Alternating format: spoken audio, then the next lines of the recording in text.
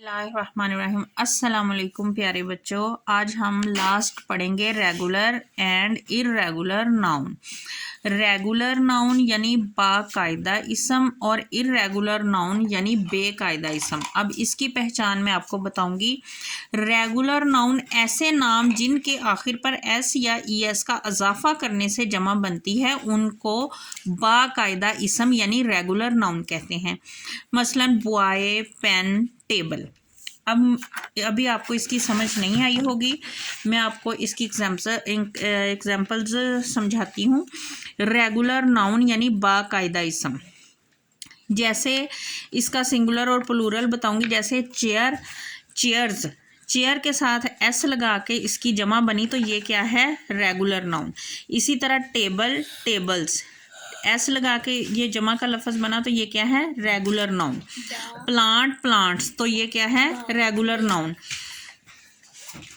Watch, watches, ES लगा के इसकी जमा बनी तो ये है रेगुलर नाउन। रेगुलर नाउन जो होते हैं उसके सिंगुलर के साथ एस या ईएस जिन लफ्ज़ों के साथ लगा के उसका इजाफा किया जाए उसको रेगुलर नाउन कहते हैं। अब आते हैं इर्रेगुलर नाउन की तरफ।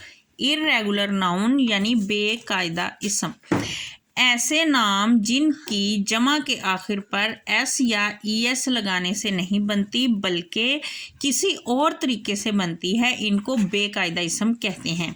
जैसे ARMY, आर्मी, वाई को हटा के IES लगा दिया तो आर्मीज़ बन गया। तो इसके एंड पे ES या S नहीं बल्कि IES लगाएंगे तो ये इर्रेगुलर नाउन है।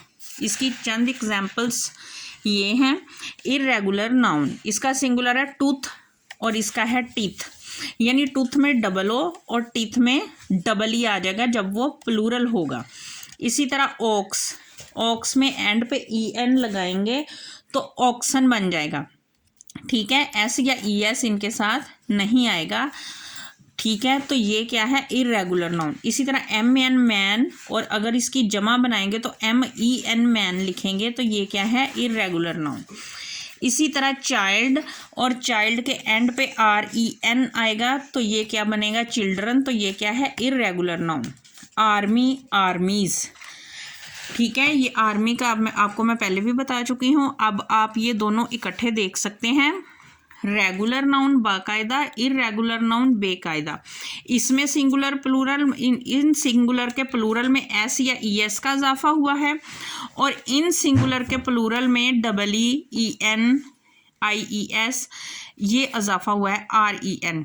तो आपको मुझे उम्मीद है कि अब अच्छे से रेगुलर नाउन और इर्रेगुलर नाउन इनके प्लूरल कैसे लिखने इनकी समझ आ गई होगी कि इनके प्लूरल देख के हम लफ्ज़ों इन नामों के, ये नेम्स हों, कुछ भी हो, थिंग्स हों, इनकी प्लूरल में हम एस या ES और ये बाकी हरूफ को देख के तो उसको हमें पता चलेगा कि रेगुलर नाउन कौन सा है, इर्रेगुलर नाउन कौन सा है। मुझे उम्मीद है समझ आ गई होगी।